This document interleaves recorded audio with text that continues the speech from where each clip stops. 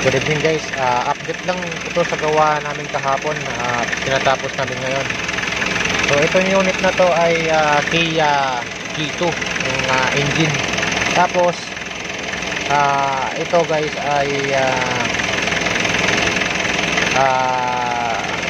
umaandar siya pero hindi siya namamatay. Ngayon chinik ko yung pinaka-common na cause dito sa engine off o cut off valve ay wala po siyang spring, saka yung valve niya, yung cut off valve niya wala na, tinanggal. Ibig sabihin ginawa lang po ito ng paraan para mapaandar yung sasakyan. Palagay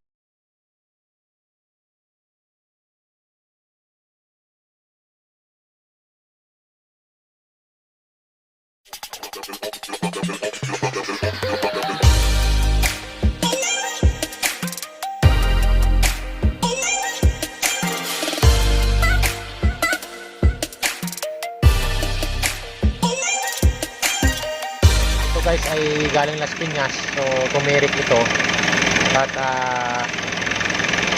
ginawa ko po ngayon na rescue kami dito at ito nakita ko nga walang ginawa lang ng paraan, walang cut off valve, yung pinaka valve ng injector. Ito po yung pinaka cut off valve niyan, so bago na po yan, so hindi pa rin siya namamatay.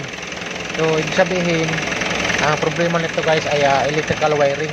So hindi ko na pinakita sa inyo kasi masyadong mahaba yung video pagka binidyo ko pa. So diretso na tayo sa pinaka point.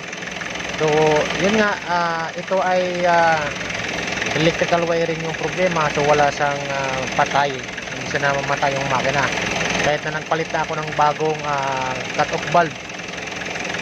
Kasi yung luma nito guys ay wala ng spring, so para siguro lang mauwi nila, so tinanggal nila yon para lang mapapandar. So ganito guys ang nangyayari pagka ito ay common pa, so wala pa tong computer box, kaya may cut off valve siya, hindi pa siya electronic. So electrical wiring ang problema. So yung ginawa ko, binaybay ko na ng lahat yan papunta dun sa alternator.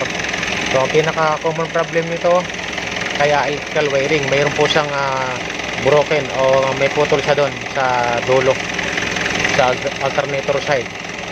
So doon nagka-diferensya yung electrical wiring, so may putol siya doon. So dinugtong ko at kinuhaan ko natin continuity, nakita nga doon yung putol. So usual guys, ayos na to at umandar na siya. Try natin patayin. Ayan,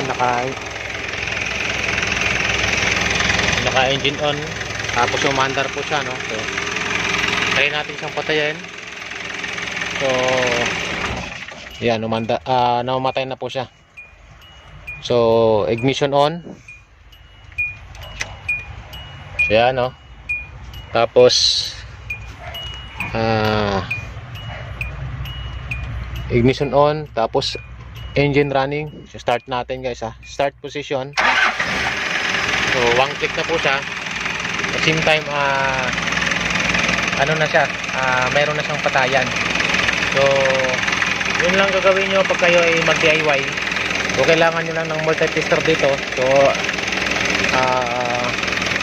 i-change nyo lang yung continuity para mabilis matukoy yung putol kaagad.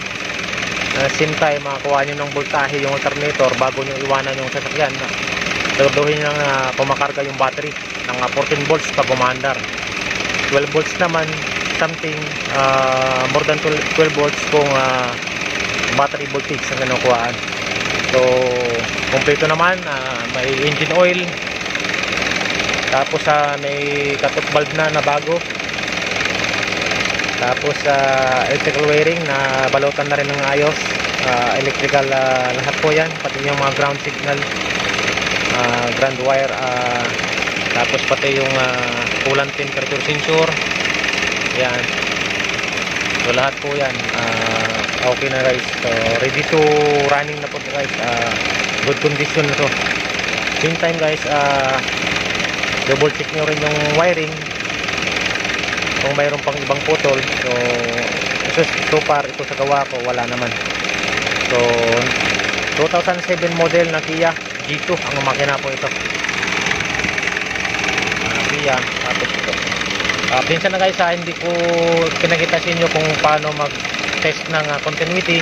So malamang yung mga marunong din sa may multi-tester, so alam nila yan kung paano kuhain. Yun lang. Pinaka-common kasi na sakit nito, itong cut-off valve.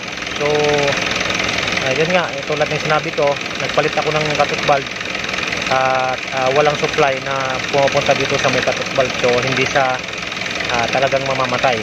Tuloy-tuloy yung under niya pero wala siyang patayan. So ang ginagawa lang ng unang may-ari nito ay pinaka-common na para mamatay yung makina ay permera, tapos dandahan bitaw ng clutch para lang mamatay. So yan, ginagawa lang naman itong ganitong diskarte pagka nasa malayong lugar kayo at wala kayong mahanapan na pyesa.